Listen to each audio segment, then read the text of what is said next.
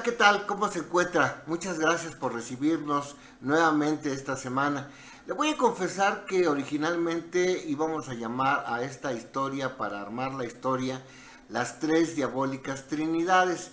Pero mire, para no meternos en estas cosas del satanismo y que pueda ser mal interpretado, le vamos a dar un giro y le vamos a llamar Trinidades non santas. Y nos vamos a referir específicamente a dos.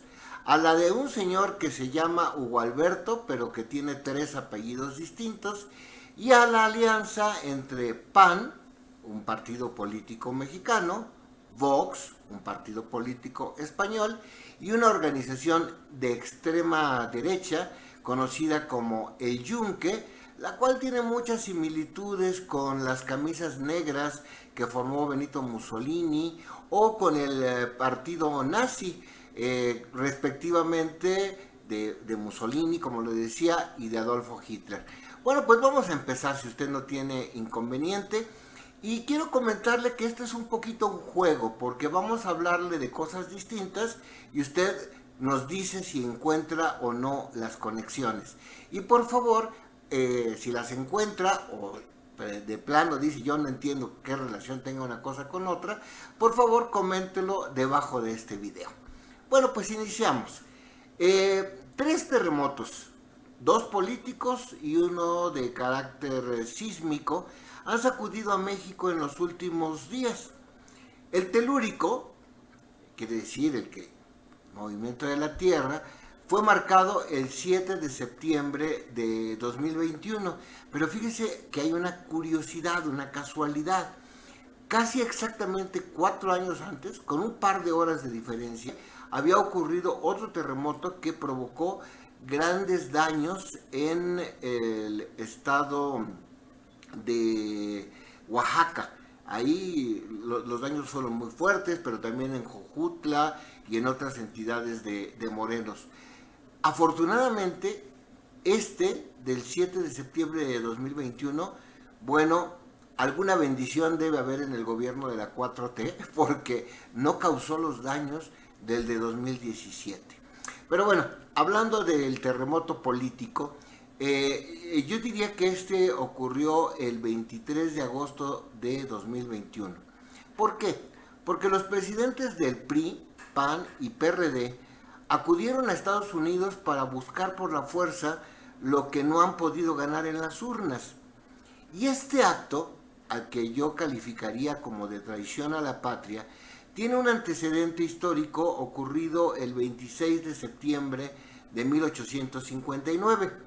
En esa ocasión, Juan Nepomuceno Almonte, hijo de José María Morelos y Pavón, firmó un tratado para restablecer relaciones con España. Recuerde que ya había culminado la independencia en 1821.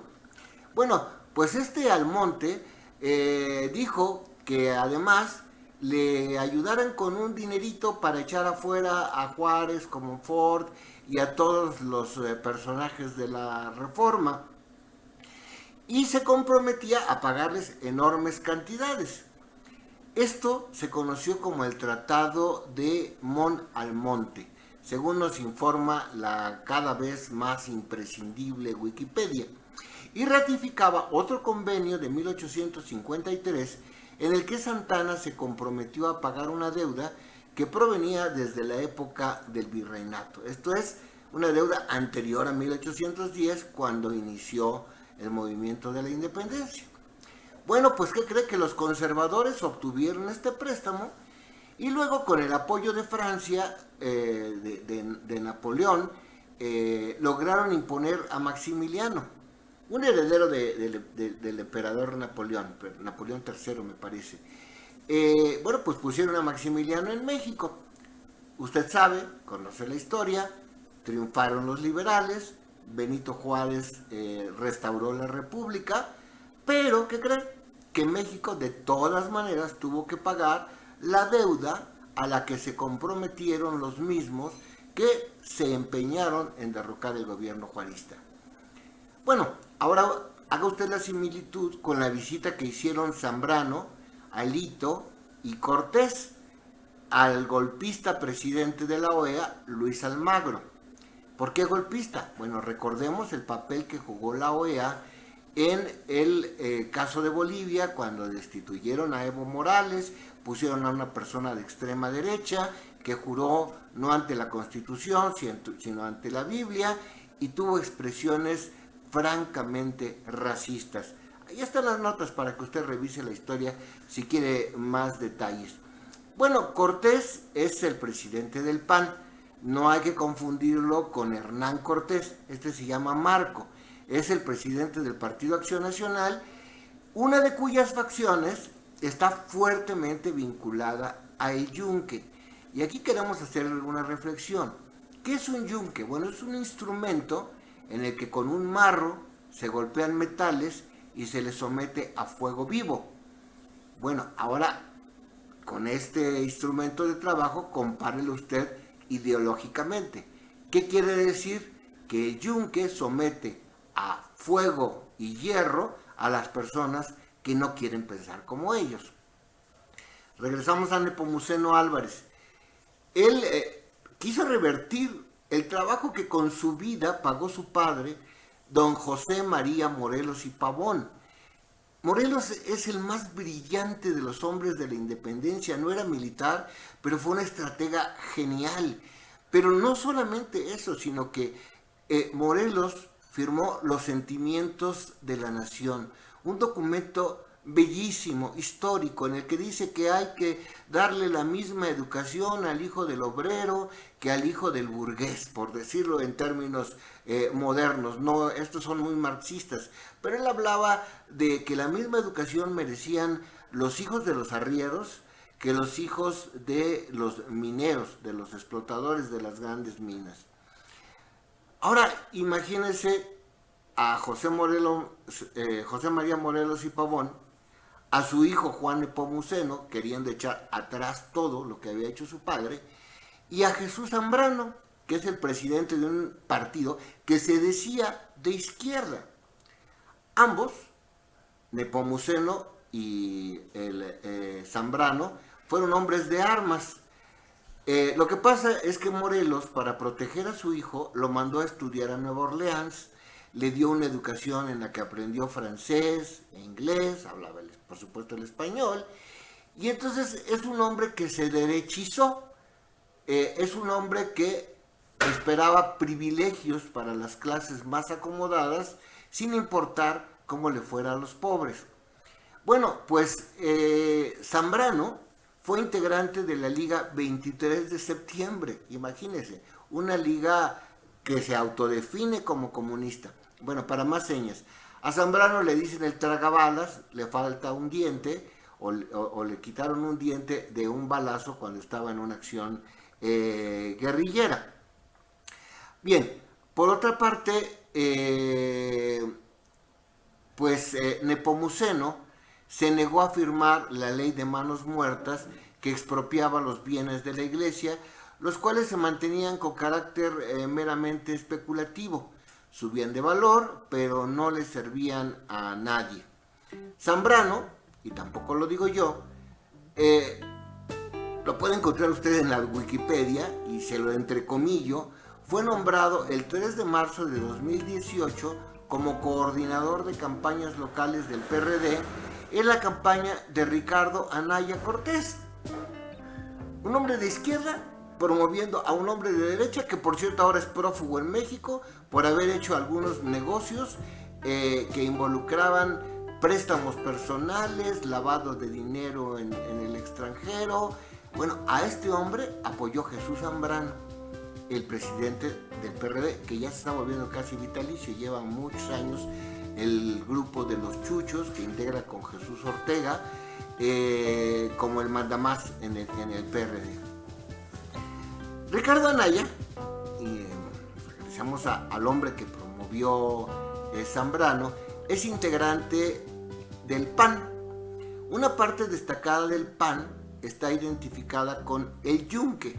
Y aquí estamos hablando ya de tres entidades, por lo cual le hablo de una trinidad, pero no sagrada, sino non santa.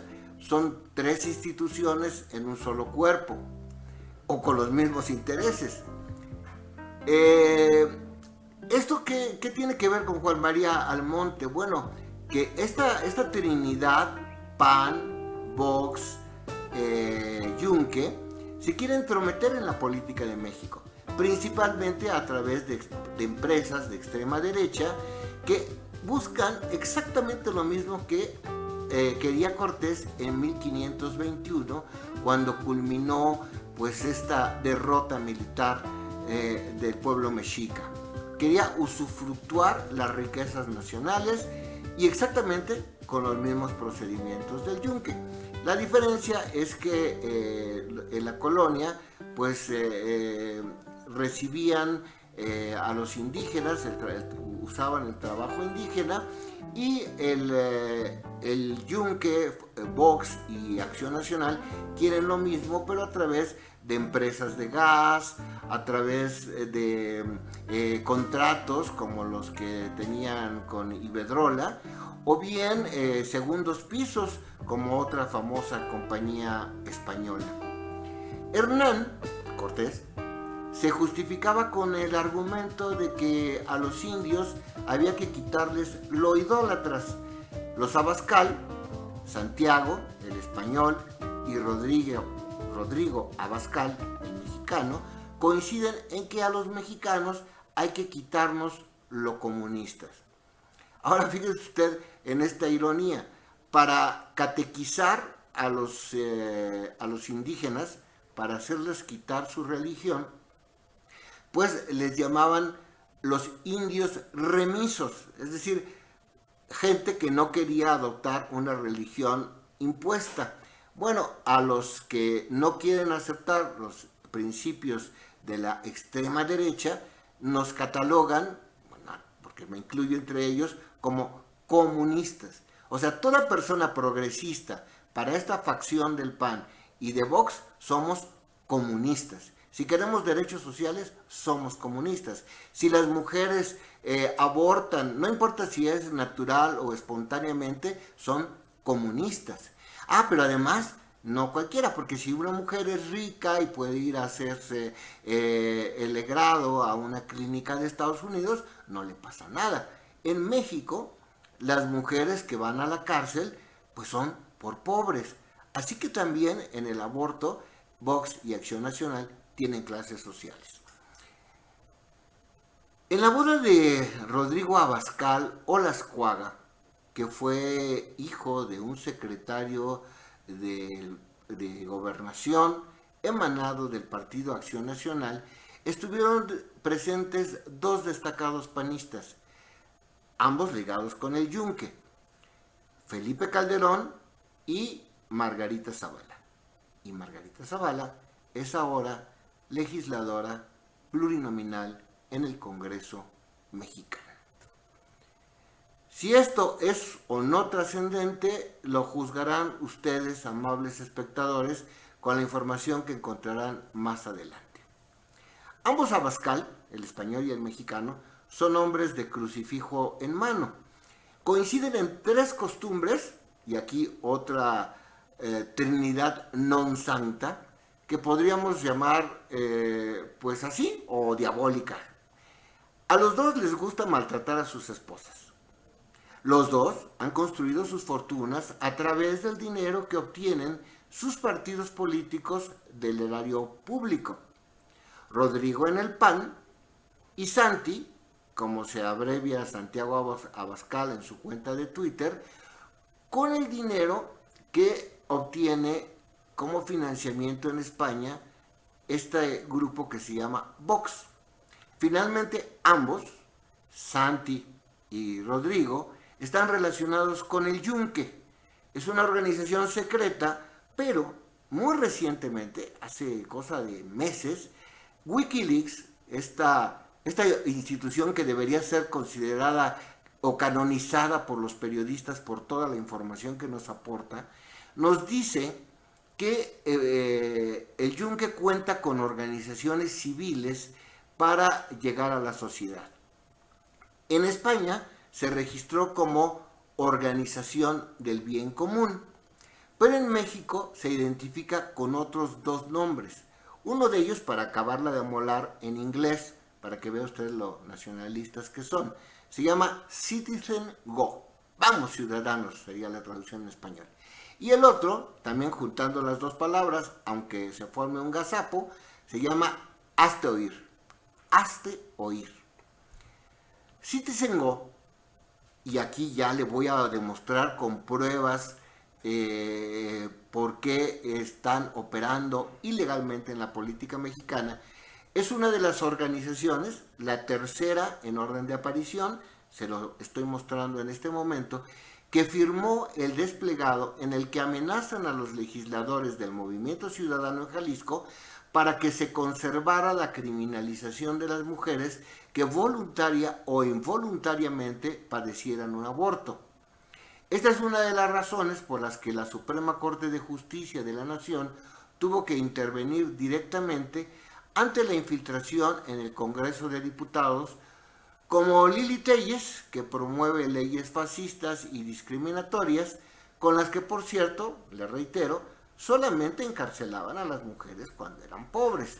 No había ricas, no había personas de fortuna encarceladas por aborto. Tenían que ser obreras, tenían que ser... pero además le quiero decir una cosa, muchos de estos abortos no eran provocados, eran espontáneos. Pero en estados como Guanajuato, primero encarcelaban a la mujer y luego averiguaban. Y algunas pasaron años por abortos que ellas no querían. Son parte de la naturaleza humana los abortos. Pero estas organizaciones los criminalizaban. La otra Trinidad non santa, como ya acordamos llamarle, la forman Genaro García Luna, por otra parte el Panyunque y por otra parte el caso Wallace. Aquí quiero decirle algo. El crimen organizado, no lo definí yo, lo definió un italiano, no existe sin la participación del Estado. ¿Por qué Isabel Miranda de Wallace ha logrado mantener en la cárcel a un grupo de personas durante tantos años si no hay cadáver, si no hay pruebas científicas, si no hay nada? Bueno, porque forma parte del crimen organizado.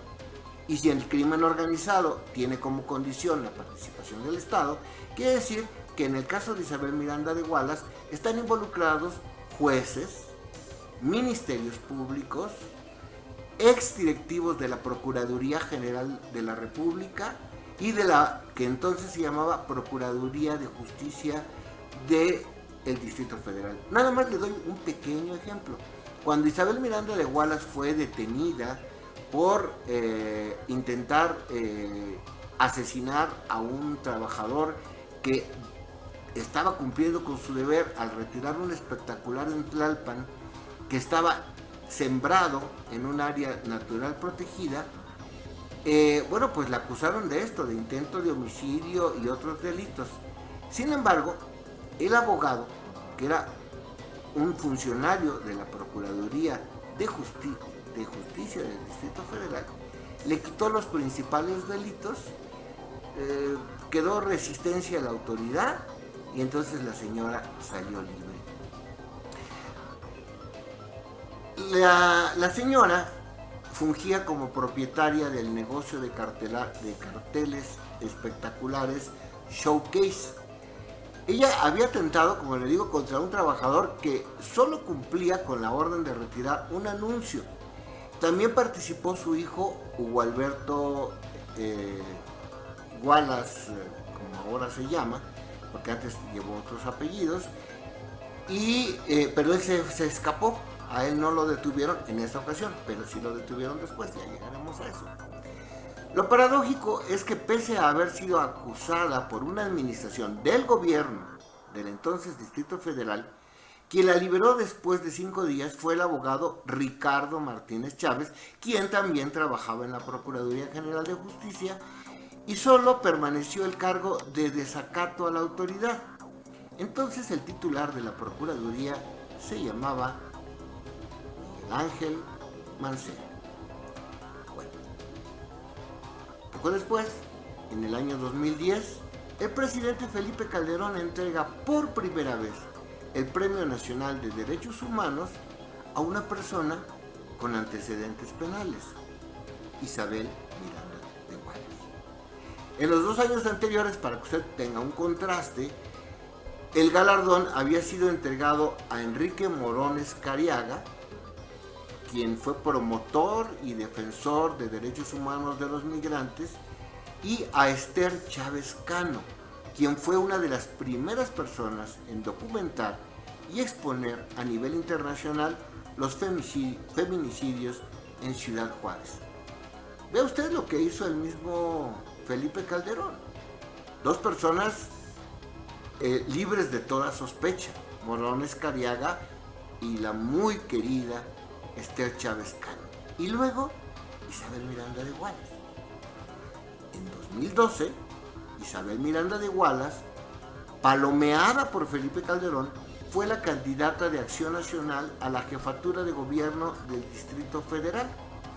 Por cierto, hubo un debate con Miguel Ángel Mancera, que era candidato del PRD, y la venció con una ventaja pero notable, tanto que Miguel Ángel Mancera ha obtenido uno de los mayores votos en la historia de la Ciudad de México, más del 70%.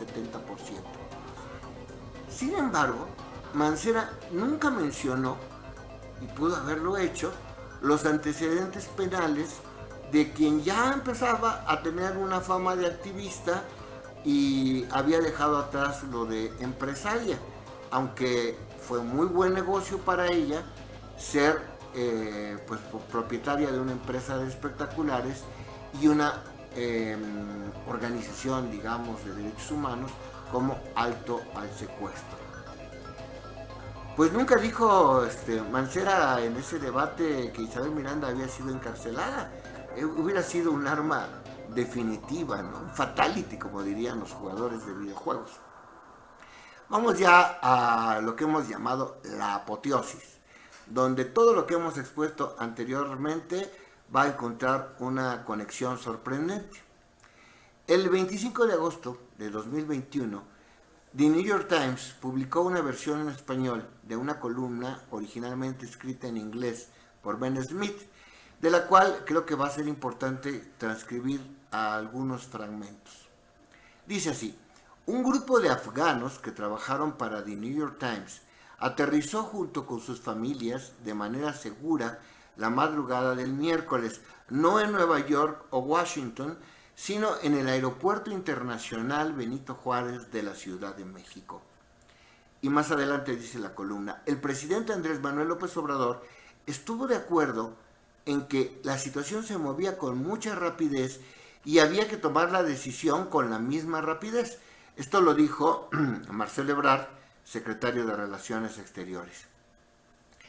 Y continuó con las palabras del canciller: vimos esta solicitud no como política exterior entre México y Estados Unidos, continuó, más bien es una toma de posición simple entre alguien que fue reportero en Kabul, la capital de Afganistán, hace algunos años, y yo, que me encontraba en la posición de tomar algunas decisiones humanitarias.